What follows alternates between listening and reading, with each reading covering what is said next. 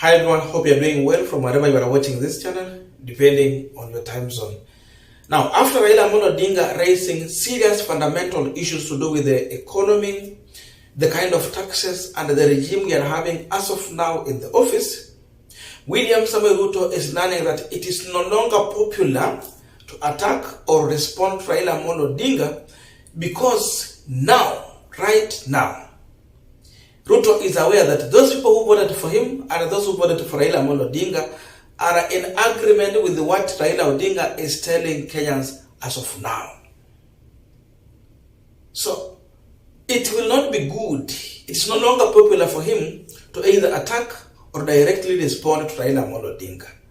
And because of this, because you know now the backlash is there, Ruto is trying to use blackmail on Uhuru Kenyatta in a try to respond to Raila Odinga issue, just to try and divert the attention of Kenyans using the elected leaders, MCS, senators, and members of parliament from Mount Kenya region in attack on Uhuru Kenyatta.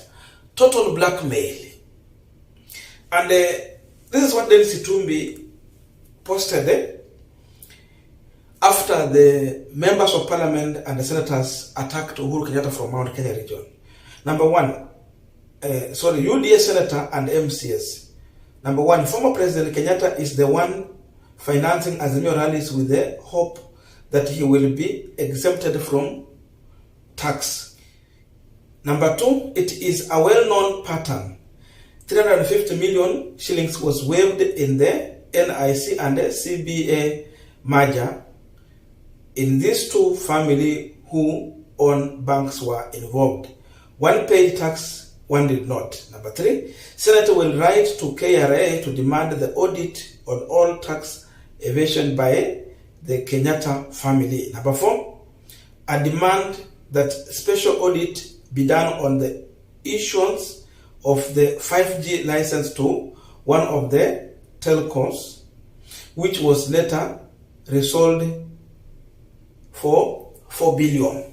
Number six, Anthony Mwaura, the KRA chairperson, stopped the waiver after the whistleblower at KRA informed him about the deal. Those are things these leaders from Mount Kenya region were trying to respond to and package it as Uhuru Kenyatta using Raila Odinga to blackmail William Ruto so that he can evade taxes. That's the situation as of now.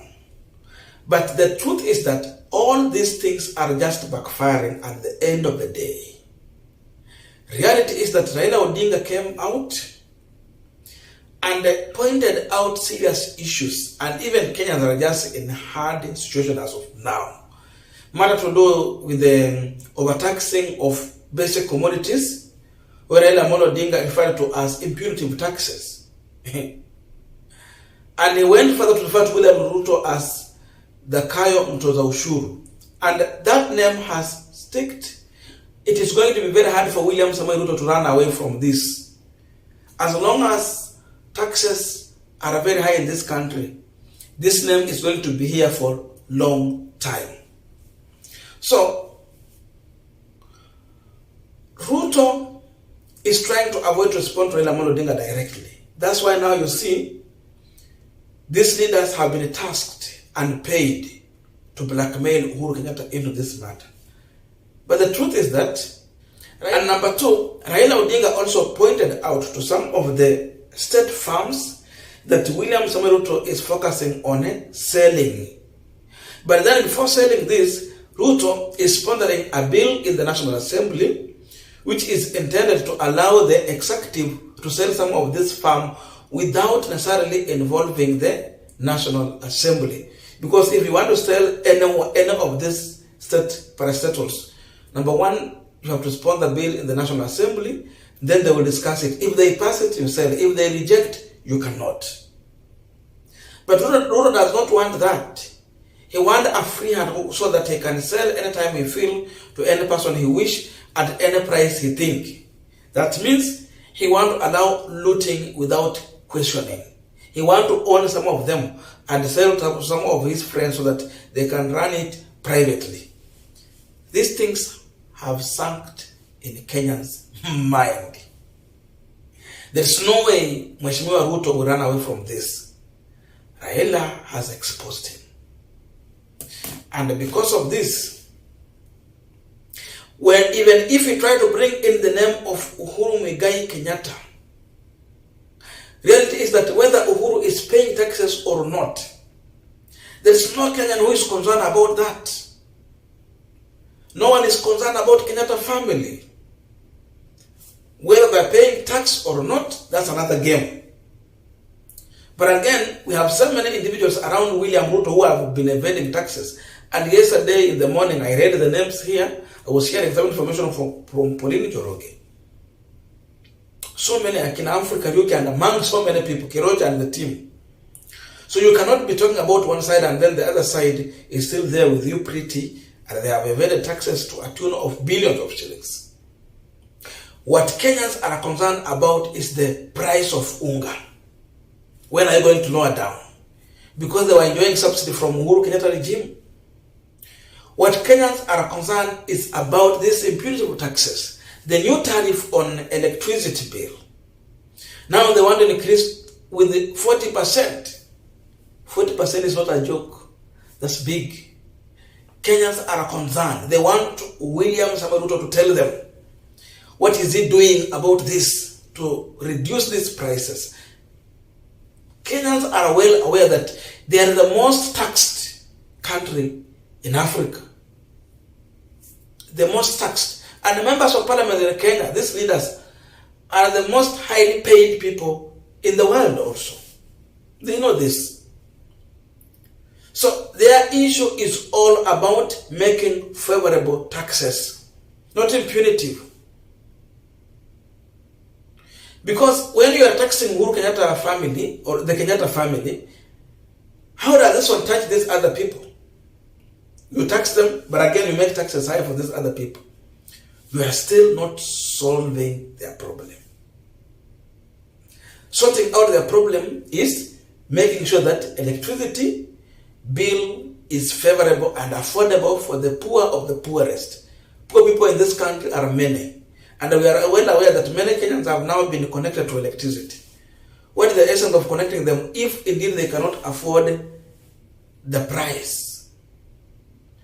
The units are so much expensive. So it does not make sense. They need favorable prices, favorable tariffs, which they can easily afford to pay so that even the children who are in school can easily enjoy mwangaza wa kisoma, as simple as that.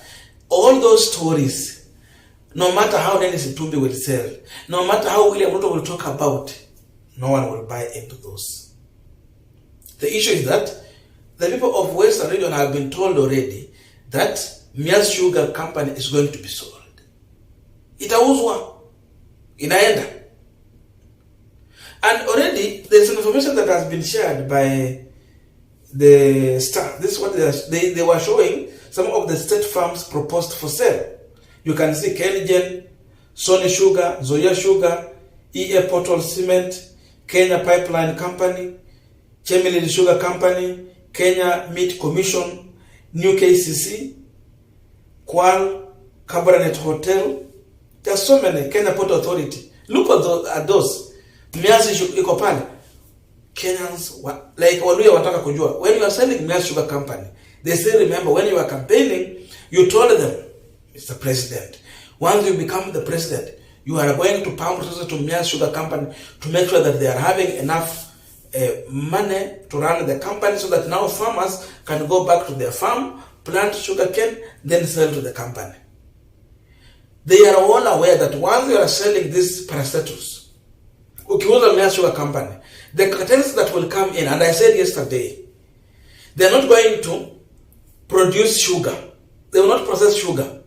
So they are going to kill the cane farmer in Western because they want to use Miazi just as a tool to import sugar from outside, which is very cheap, then bring it in this country, repackage it in the Miazi Sugar brand, then put it on our stores. It will be in our shelves.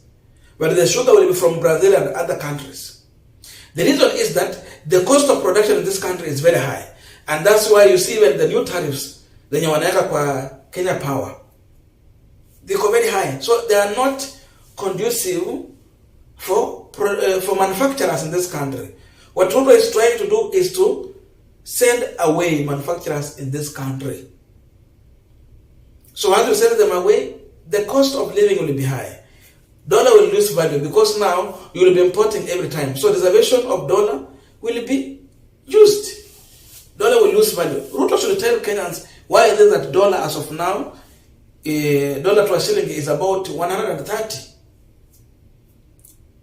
Soon it will be 200. Before we open our eye, it will be 300. We will be where Uganda and Tanzania are. Look at the value of shilling in Uganda. Look at the value of shilling in Tanzania. And where is Kenya heading to? For Tanzania and Uganda are trying to improve on their shilling. It is gaining value, but what about Kenyan shilling? We are totally losing. So Kenyans are not interested in the Kenyatta family, whether they are paying taxes or not. They are concerned on issues Raila Amolo Odinga raised. You cannot propagate other issues to say, oh, Raila is protecting the Kenyatta family. The truth is that even those who voted for William Ruto are in agreement. Raila is talking on serious matters that is touching on Kenyans' lives. They want to see affordable life. They want to have affordable commodities. They are not caring about Kenyatta family. So it will never make Kenyans to be convinced and focus on these other things. Hizo zote tu ni kelele. Mheshimiwa William Ruto, solve the problem. The name of Kenyatta will not help you to resolve the issues you have as of now. As simple as that.